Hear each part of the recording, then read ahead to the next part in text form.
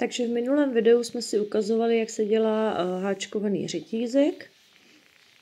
Musíme udělat očko. Držíme si práci a háčkujeme řetízek. 2, 3, 4,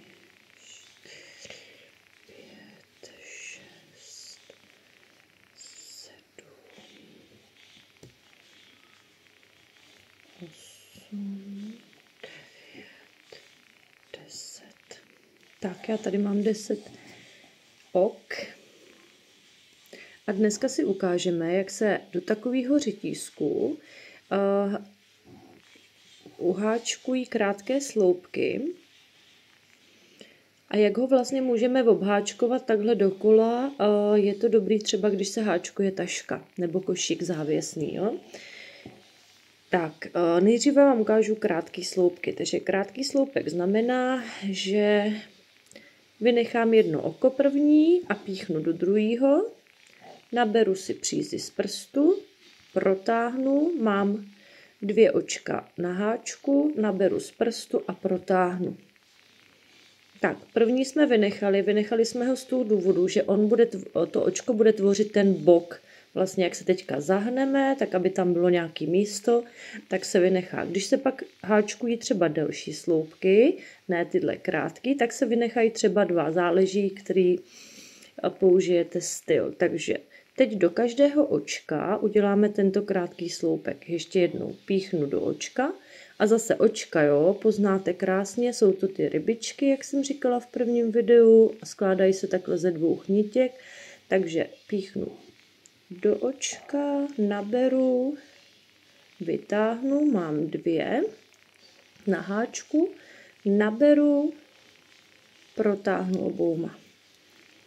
Ještě jednou. Píchnu do očka, naberu z prstu, vytáhnu, naberu z prstu, protáhnu oběma. A takhle až do konce.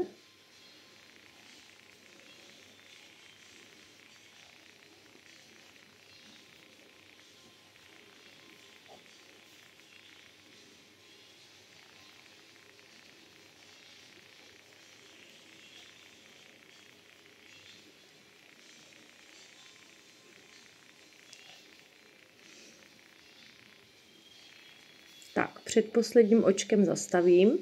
Pokud chci háčkovat dokola, kolem našeho řetízku, aby mě začalo vznikat nějaký dno košíčku nebo tašky, musím do posledního očka, do poslední rybičky udělat víc těch krátkých sloupků. Takže my do toho posledního budeme dělat 4 krátké sloupky. Takže jedem tam poprvé.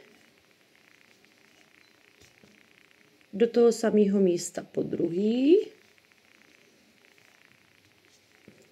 do toho samého místa po třetí, do toho samého místa po čtvrtý. Tak a dostáváme se na druhou stranu, otočíme tu práci na druhou stranu. Tady ta velká dírka, jsou tam ty 4 očka. A my teď do dalších budeme háčkovat zase po jednom a do posledního zase 4. Takže jedeme tady.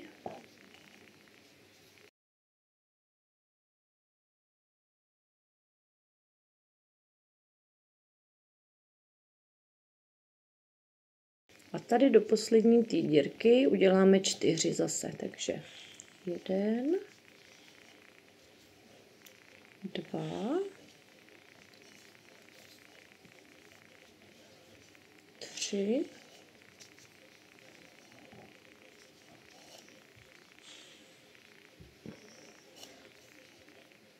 4.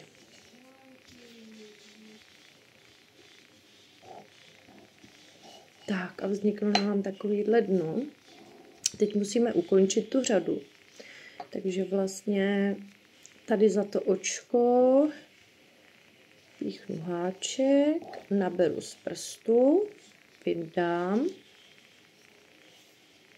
a protáhnu rovnou tím očkem, udělám první řetízkový oko a můžu navázat na další řadu. Takže takhle jednoduše, takový jednoduchý dno.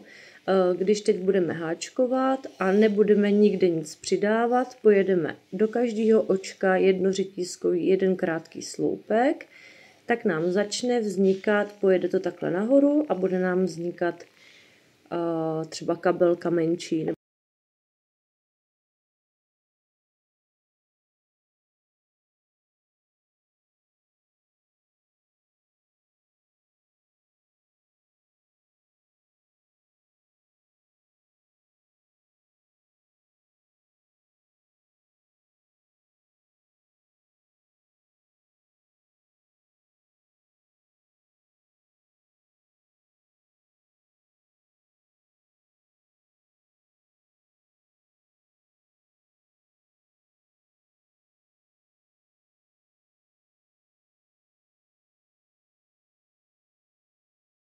Tak, když budete háčkovat pořád dokola, tak vám vznikne taková malinká kabelka. Velikost se teda odvíjí od toho, kolik oxy na začátku uděláte.